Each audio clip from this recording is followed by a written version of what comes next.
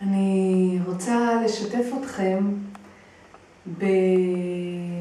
בבחירה שעשיתי כבר מזמן, מלפני הרבה שנים. והבחירה שלי היא בחירה לחיות את החיים מתוך לב פתוח. זה אומר להיות פתוחה לחיים שלי, כל הנסיבות, ולדאוג שהלב שלי שם לא ייסגר. ולפעמים לחיות ככה זה סוג של עבודה שהיא עבודה קשה.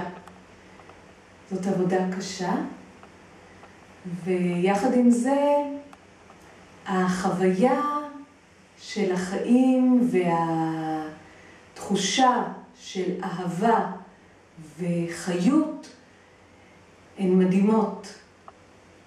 ברגע שאני לא מוותרת על להיות במקום הזה של לחיות ולפתוח את הלב גם כאשר מרוב פחד הוא מאוד מאוד נסגר.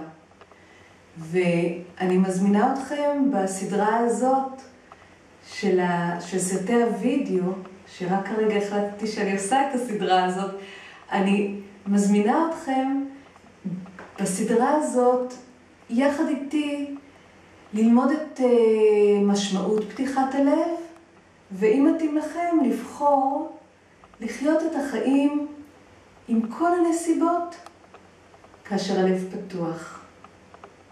תודה.